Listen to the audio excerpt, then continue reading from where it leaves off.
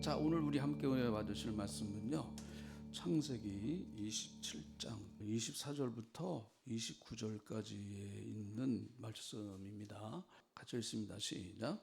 이삭이 이르되 내가 참 내 아들 에서냐?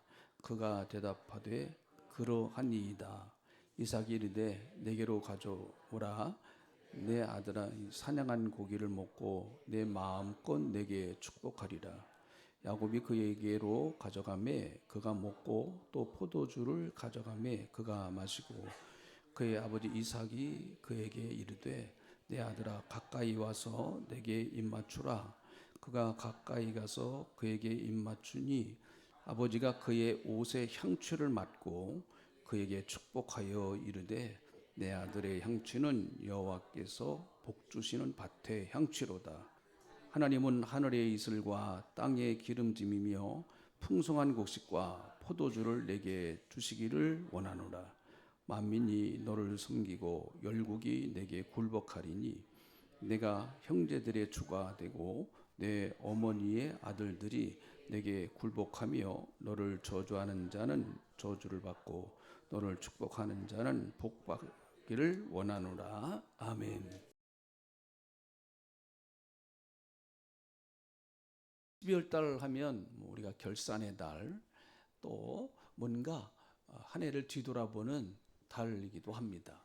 특별히 예수 믿는 사람들에게 있어서는 12월 달 하면 예수님의 성탄이 있는, 예수님의 탄생이 있는 성탄절이 있기 때문에 다른 어떤 달보다도 우리는 예수님을 더 깊이 생각하고 묵상할 수 있는 좋은 계절이라고 생각을 합니다.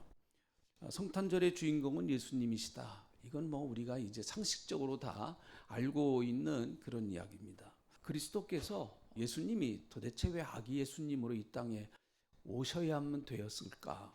그분이 꼭 이 땅에 왜 오셔야만 될 수밖에 없는 사연과 이유는 무엇일까? 우리 예수 믿는 사람들은 적어도 여기에 대하여 좀 깊이 생각을 하고, 그래야 성탄의 의미를 더 좀 가까이 할 수 있다 느껴집니다. 지난주에 우리는 야곱이 자기 아버지 이삭을 속이고 자기 형 에서의 옷을 입고 이삭에게 가서 축복받는 이야기를 좀 말씀을 통해서 들었습니다. 야곱이 입은 그 옷은 성경 전체적으로 우리가 조명해 보면 그것은 결국은 그리스도의 옷이다라고도 해석을 해도 크게 무리는 아니라고 봅니다. 야곱이 에서의 옷을 입고 이삭에게 나가서 축복을 받았던 것처럼 우리도 그리스도를 입고 하나님께 나가야 하나님이 축복하시는 그런 사람이 될 수가 있는 것이죠. 그래서 오늘도 우리는 내 의로운 옷을 입고 나온 것이 아니고 예수 그리스도의 십자가의 보혈의 옷을 입고 다 하나님 앞에 나오신 줄 믿습니다. 그래서 하나님이 우리에게 오늘도 축복하시는 시간, 그것이 이삭이 야곱에게 복 주었던 하늘의 복, 땅의 복, 이거 균형이 맞아야 돼요. 하늘의 복, 땅의 복. 한번 따라합시다. 하늘의 복, 땅의 복.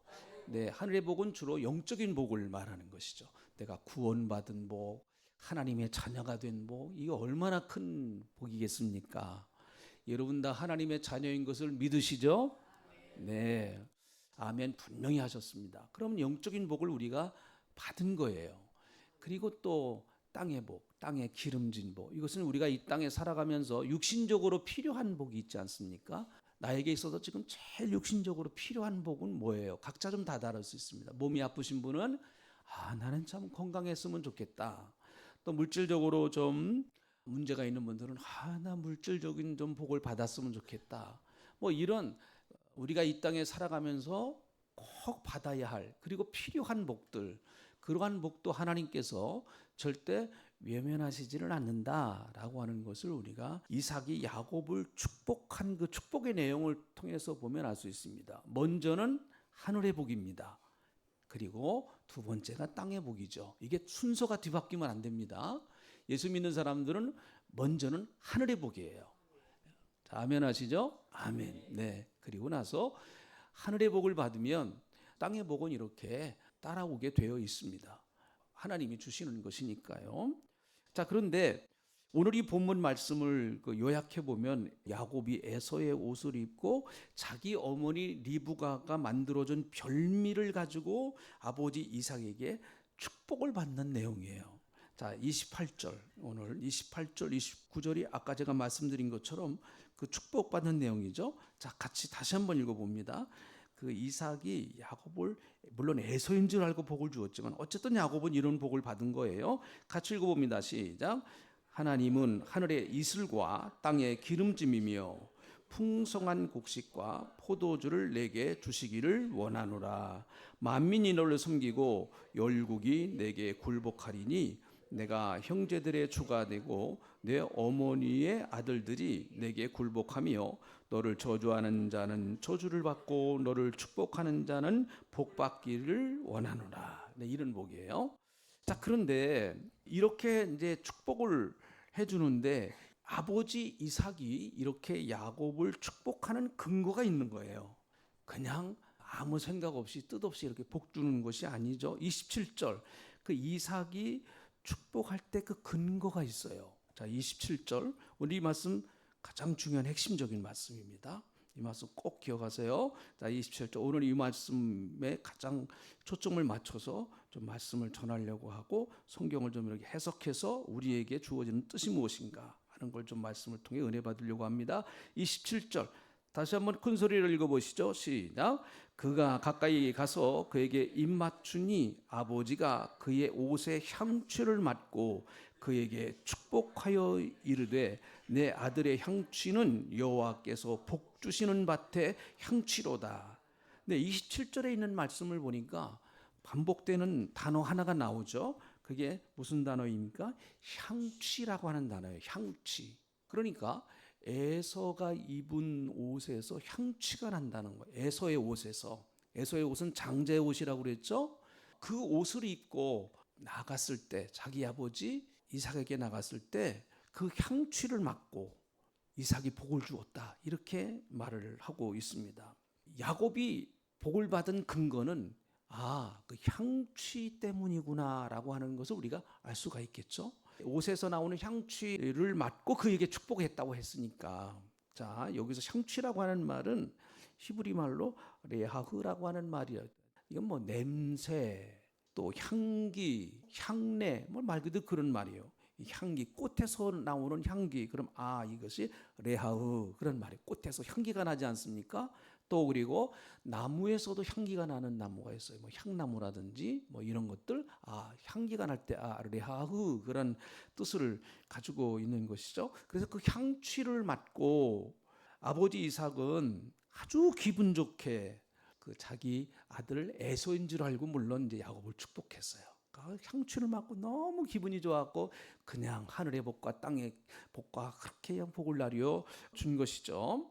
그러니까 여러분 여기서 향취라고 하는 의미를 좀 우리가 이제 어떻게 이걸 우리가 잘 이해할 거냐라고 하는 게 오늘 본문의 초점이고 오늘 제가 말씀드리려고 하는 설교의 초점이에요. 향취, 향기란 말이죠. 자, 향취 중에서 중요한 여러 가지 이제 의미가 있어요. 아까 얘기한 것처럼 뭐 냄새, 향기, 향내 이런 의미도 있습니다만은 그 중에 또 이런 의미도 있습니다. 진정시키다, 달래다 그런 의미도 있어요. 한번 따라 하시죠. 진정시키다, 달랜다. 그러니까 여러분 그 향기로 사람의 그 정신적인 마음을 이렇게 안정시키는 그런 치료 방법도 있습니다. 그런 치료 방법도 있어요. 좋은 향기를 맡으면 사람의 마음이 이렇게 편안해진다는 거예요. 이게 향기가 들어가서 뇌에 어떤 작용을 해가지고 우리의 마음을 편안하게 해준다. 사실 어떻게 보면 여러분 그 살림력도 그것과 좀 비슷하다고 볼 수 있겠죠. 이렇게 아주 그 살림이 울창한 그 숲에 들어가면 그 숲에서 나오는 독특한 향기가 있습니다. 아주 그 향기를 맡으면 사람의 마음이 편안해지고 사람의 마음이 안정되고 기분이 좋아요. 여러분도 그런 거 좀 체험해 보셨습니까? 그 무슨 숲이라고 할까요? 뭐 이런 그 숲에 가서 이렇게 쭉 한 바퀴 쭉 돌면은 너무너무 기분이 좋아요. 여기 나는 향취란 그런 의미도 가지고 있다라고 하는 것이죠. 다시 말하면 이 향기를 맡으면은 마음이 편안해지고 진정이 되고 흥분되었던 마음이 가라앉고 그렇습니다. 여러분 참 재밌는 거는요. 하나님의 제단에서 제물을 드릴 때 그 냄새가 납니다. 제물을 드릴 때, 자, 어떤 사람이 자기의 죄를 졌기 때문에 양을 가지고 와가지고 제사장님, 제가 이런 죄를 졌습니다. 그러면 제사장이 하는 얘기가 그렇습니까? 그러면 양의 머리에다가 손을 대고 이렇게 안수하세요.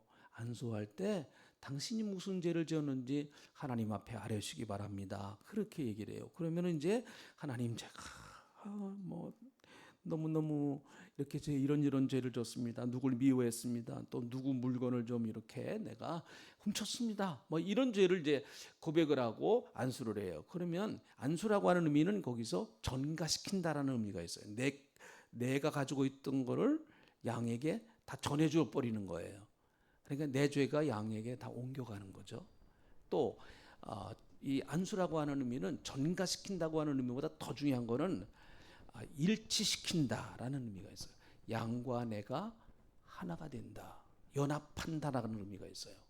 그래서 구약에서 양을 드릴 때 그들이 그것을 인식했는지 인식 안 하는지는 잘 모르겠어요. 또 인식한 사람도 있었을 것이고 인식하지 못했던 분들도 있었을 겁니다. 어쨌든 양을 가지고 이렇게 안수를 합니다. 그럴 때 내 죄가 양에게 옮겨가는 거고 양과 내가 하나가 돼버리는 거예요. 그러면 이제 제사장은 결국은 그 양을 잡고 그 피를 제단에다가 사방에다가 뿌려버립니다. 동서남북 사방에다가 피를 뿌려요. 그것은 무엇을 의미할까요? 그 당신의 죄가 온 세상을 어디 가도 당신의 죄는 이제 용서됐다. 동서남북 어디 가나 다 용서됐다는 거예요. 당신의 죄는. 그리고 이제 그 제물을 이 가죽을 다 벗기고 각을 떠가지고 하나님 앞에 번제단에서 불을 피워서 쫙 올려보냅니다. 그러면요 불꽃이 쫙 올라가죠. 냄새가 그때 확 나는 거죠. 자, 그런데 레위기 1장 9절에 보면 하나님께서 그 냄새를 어떻게 받으시는가 하는 게 나와요. 자, 레위기 1장 9절에 있는 말씀을 보겠습니다. 자, 한번 같이 이제 읽어보겠습니다. 그 내장과 정강이를 물로 씻을 것이요 제사장은 그 전부를 제단 위에서 불살라 번제로 드릴지니 이는 화제라 여호와께 향기로운 냄새니라. 네, 그 향기로운 냄새라는 거예요. 사실은 여러분 양을 잡아서 그 양을 불에다가 태워버리면 그게 이렇게 향기로운 냄새는 아니거든요. 우리 고기 구울 때 나는 냄새 있지 않습니까? 그게 뭐 그렇게 향기롭습니까? 그런데 하나님은 번제단에서 불이 올라와서 그 제단에서 양이나 염소나 소를 태워서 연기가 하늘로 쫙 올라가고 그리고 냄새가 날 때 하나님은 그 냄새를 향기롭다라고 그렇게 생각하신다는 거예요. 자, 안수는 어떤 의미라 그랬죠? 전가시키는 거예요. 그 안수는 일치시키는 거예요. 내가 예수를 믿는다고 하는 게 바로 안수한다는 의미와 동일한 의미예요. 내가 예수를 믿을 때 내 죄가 누구에게 다 전가가 됩니까? 예수님께 전가가 되는 거예요. 제물이신 예수님께 전가가 되는 거예요. 내 모든 죄가, 내가 과거와 현재와 미래에 지을 죄까지도 사실은 다 전가가 돼 버리는 거예요. 자, 그리고 그뿐만 아니라 나와 제물을 드리는 사람이 일치되는 것과 같이 내가 예수를 믿는 그 순간 나와 주님은 연합체가 돼버리는 거예요. 이게 참 신비로운 거예요. 그래서 예수님이 포도나무와 가지의 비유를 하셨잖아요. 포도나무와 가지가 원줄기에서 잘려나가면 그 가지는 쓸데가 없습니다. 원줄기에 붙어 있으면 열매가 주렁주렁, 그리고 포도 열매가 맺어지는 거예요. 그것과 마찬가지로 이런 내가 주님과 연합이 돼버리면 구원의 은혜와 구원의 열매가 내게서 자연스럽게 맺어지는 거예요. 자연스럽게. 그런데 그것보다 더 중요한 것은 바로 레위기 1장 9절에 있는 이 말씀과 같이, 레위기 1장 9절에 있는 이 말씀처럼 여호와께 향기로운 냄새니라라고 하는 것처럼, 예수님이 십자가에서 피 흘리셔서 당신이 제물이 되셨을 때에 여러분, 하나님은 그 모습을 아프게 보시고 괴롭게 보셨지만 한편으로는 향기로운 모습으로 보셨다는 거예요. 그 향기로운 제물로 보신 거예요. 자, 예수님은 그럴지 모르지만 내가 예수를 믿고 구원받아서 예수를 믿는 그 순간 나도 예수님과 일치가 되어서 내가 그리스도와 함께 십자가에 못 박히는 거예요. 그게 성경의 원리예요. 연합의 원리예요. 그게 침례의 상징이에요. 우리 침례는 그렇다고 말씀드렸죠. 물속에 들어가는 거는 뭐라고요? 네, 그리스도와 함께 장사 지낸 거예요. 실제로 그게 상징적인 의미지만 또 물에서 나오는 거는요, 네, 부활하는 거. 근데 내가 그것이 침례를 받을 때 그렇게 된다는 게 아니고, 침례는 예수를 믿을 때 내가 주님과 함께 죽고 주님과 함께 살아난다. 그게 이미 벌어진 사건이에요. 그 이후에 그것을 상징하기 위해서 내 신앙 고백적인 차원에서 침례를 받는 거예요. 그래서 세례를 가지고는 이게 설명이 안 돼요. 세례는 물을 이렇게 뿌리지. 여기만 죽나 봐, 여기만. 우리는 어떻게 죽어요? 전체가 다 죽어버리는 거잖아요. 네. 근데 잘 안 죽더라고. 근데 어쨌든 다 죽은 거예요. 다 죽고 전체가. 그걸 법적으로 주님이 인정해 주시는, 하나님이 인정해 주시는 거예요. 그걸 보고 하나님은 우리를 향기롭게 보시는 거예요. 향기롭게. 그래서 하나님이 날 좋아하실까요? 싫어하실까요? 별로 확신이 없어요. 다시.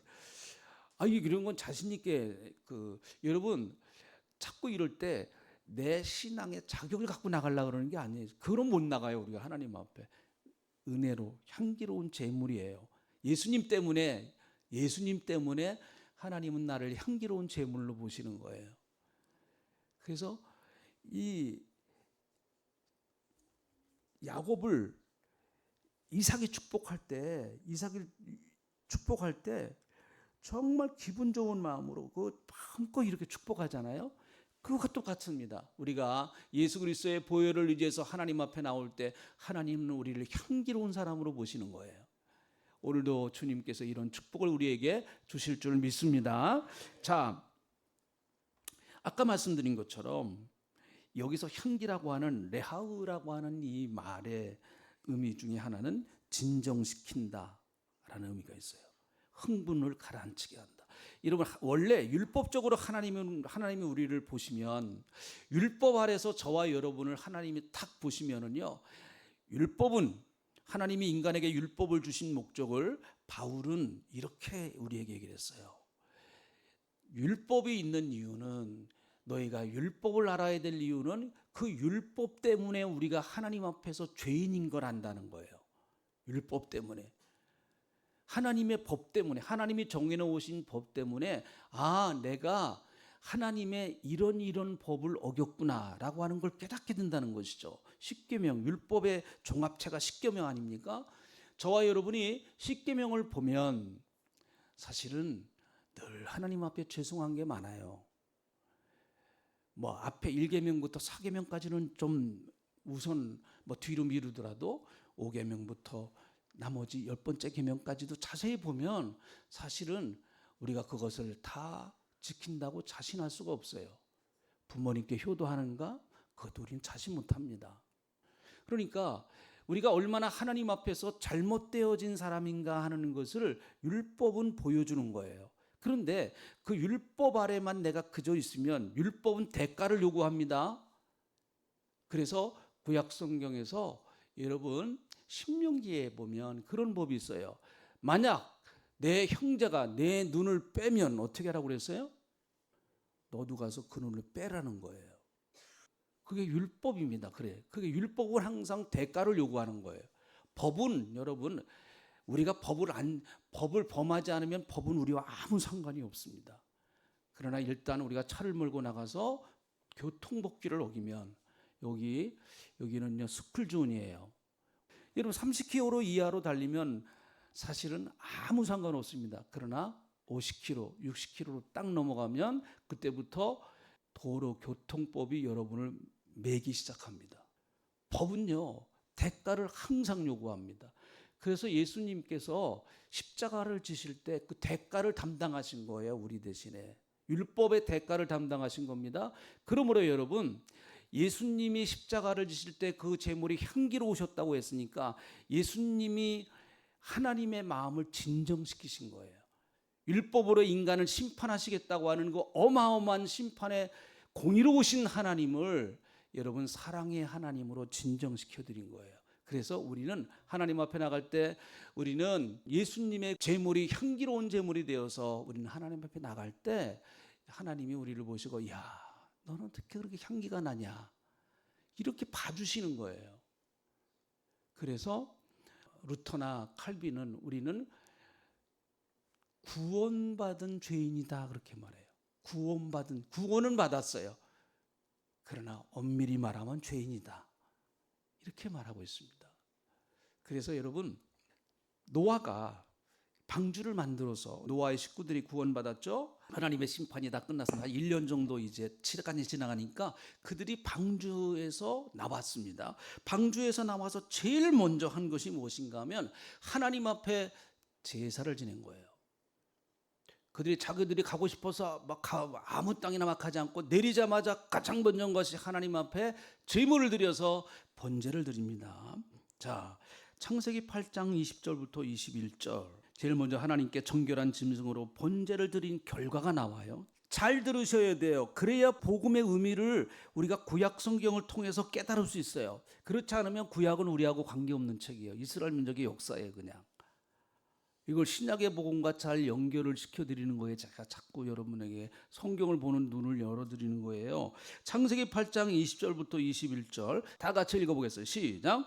노아가 여호와께 제단을 쌓고 모든 정결한 짐승과 모든 정결한 새 중에서 제물을 취하여 번제로 제단을 드렸더니 여호와께서 그 향기를 받으시고 그 중심에 이르시되 내가 다시는 사람으로 말미암아 땅을 저주하지 아니하리니. 번제로 제단을 드렸습니다. 그랬더니 여호와께서 그 향기를 받으셨다. 레위기에 나오는 제사법과 똑같은 거예요. 그러니까 어떻게 보면 레위기에 나오는 제사법은 이미 드려지는 제사를 모세가 정리한 거예요. 하나님의 감동을 받아서 정리를 해놓은 거예요. 이미 그 전에도 제사법은 있었습니다. 향기로운 제물이다. 내가 다시는 사람으로 말미암아 땅을 저주하지 않게 하리라. 그 향기 아래 들어온 사람, 번제의 향기 아래 들어온 사람에게 하나님은 다시는 저주하지 않겠다라고 이렇게 하나님 스스로가 하나님 스스로에게 약속하신 거예요. 그러므로 여러분, 로마서 8장에 보니까 누구든지 그리스도 안에 있는 자는 정죄함이 없다 그 말이에요. 같은 의미예요. 하나님이 정죄하시지 않는다는 거예요. 더 이상 우리를 정죄하시지 않는다라고 하는 얘기는 우리가 죄를 지을 때 그냥 무조건 용서하신다는 의미가 절대 아닙니다. 오늘 목사님 말씀 들어보니까 우리를 다 용서받았으니까 아이고 이제는 됐다. 아니에요. 그러다가 하나님 앞에 의도 터져요. 사랑하시니까 하나님이 그렇게 하나님이 구원시켜 놓으신 하나님의 백성들이 자기 뜻대로 살면 하나님이 마음이 아프시죠. 마음이 아프시잖아요. 자, 그래서 여러분, 하나님은 구약에서 온전하고 흠이 없는 제물이 번제단에 드려질 때 그 냄새를 향기로 인정해 주신 거예요. 별로 그 냄새가 좋지 않지만 제물이기 때문에 깨끗하게 하나님이 인정해 주신 것입니다. 그래서 죄 지은 인간이 그 제물의 향기 때문에 하나님의 저주를 받지 않고 도리어 하나님께 축복받는 사람이 된 것이죠. 제물에서 나는 향기를 맡으시고 공의로우신 하나님이 사랑의 하나님으로 인간을 축복하시기를 시작한 거예요. 그래서 그 향내가 율법의 저주를 풀어주고 축복의 은혜로 변화시켜 주는 거예요. 예수님이 십자가에서 흘리신 그 보혈의 향기가 우리로 하여금 율법의 저주에서 풀어지게 하고 우리를 하나님 앞에 담대히 나가서 하나님 저 왔어요. 저는 자격이 없지만 예수 그리스도의 십자가의 은혜로 이렇게 주님 앞에 다시 나왔습니다. 하나님 저 좀 사랑해 주세요. 얼마든지 할 수 있다는 거예요. 그러므로 여러분, 여러분의 의를 가지고 나오려면 우리는 100번 1000번 해도 안 돼요. 우리의 의로 입은 옷은 걸레 같다 그랬어요. 그렇지만 여러분, 우리는 그래서 향기로운 이 주님의 십자가의 옷을 입고 마치 야곱이 장자의 옷을 입고 나가서 자기 아버지 이삭에게 복을 받는 것처럼 우리도 하나님 앞에 나와서 당당하게 하나님 저 복 좀 주세요. 너무 필요해요. 당당하게 구하세요. 물질이 없으신 분들은 물질을 구하세요. 건강이 부족한 분들은 건강을 구하세요. 자녀들을 축복해 주세요. 그 우리 하나님 주신 축복입니다. 그 축복의 권리를 사용하시기를 축원합니다. 자, 아가서를 보면은 참 재밌어요. 아가서의 주제는 술라미 여인과 솔로몬이 사랑하는 내용입니다. 사실 술라미 여인은 사랑받을 아무런 조건이 없는 여인이었습니다. 그렇지만 솔로몬 왕에게 들어서 솔로몬 왕이 왜 술라미 여인을 사랑했는가? 묻지도 않고 따지지도 않아요. 맞아요. 그건요, 사랑하는데 무슨 이유가 있어요? 특별히 남녀 간의 사랑에 무슨 이유가 있습니까? 다 여러분 옛날에 과거에 우리가 정말 사랑해 보신 분들은 아시잖아요. 괜히 내가 사랑하는 그 여인만 만나면 가슴이 뛰고 가슴이 진정이 안 돼요. 왜 그래요? 이거 없습니다. 사랑하는데. 자, 술라미 여인의 모습을 성경은 아가서 1장 5절부터 6절에 이렇게 말해요. 아가서 1장 5절부터 6절 한번 읽어볼까요? 같이 이제 읽어보겠습니다. 이렇게 말을 합니다. 시작. 예루살렘 딸들아, 내가 비록 거무나 아름다우니 게달의 장막 같을지라도 솔로몬의 휘장과도 같구나. 내가 비록 햇볕에 쬐어서 거무스름할지라도 훔켜보지 말 것은 내 어머니의 아들들이 나에게 노하여 포도원지기로 삼았습니다. 나의 포도원을 내가 지키지 못하였구나. 자, 여기 뭐 술라미 여인의 모습이 나요. 술라미 여인은 그 외모가 어땠는가 하면 얼굴이 검했어요. 왜 검했느냐? 포도원에 나가서 일을 하는 여인이었기 때문에. 원래부터 검은 여인이 아니고, 그러니까 얼굴이 아주 그냥 탔어요. 이렇게 늘 햇볕에 나가서 그 중동 지역의 그 햇빛이 얼마나 강합니까? 그러니까 그 피부가 완전히 검은색으로 변해버렸습니다. 그래서 게달의 장막 같다 그랬습니다. 게달의 장막이란 성막을 덮는 큰 천막이 있습니다. 근데 그 맨 마지막으로 치는 천막이에요. 그 마지막으로 치는 천막은 비바람을 막고 햇볕을 막고 그걸 다 지켜야 되는 거예요. 그 장막이, 천막이. 그러니까 그 천막은 어때요? 매일같이 그 땡볕에서 그냥 성막을 지키니까 어때요? 그러니까 성막은요, 밖에서 멀리 보면 아무런 못이 없습니다. 정말 초라하고 아주 정말 아주 추합니다. 멀리서 성막을 보면. 왜 그런가 하면 게달의 장막만 보이기 때문에 저게 뭐 저래, 하나님이 저런 데 계시는 건가? 그렇게 생각할 수가 있어요. 그게 게달의 장막이에요.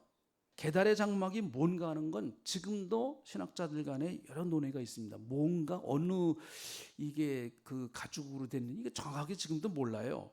어쨌든 그렇게 거칠다는 거죠.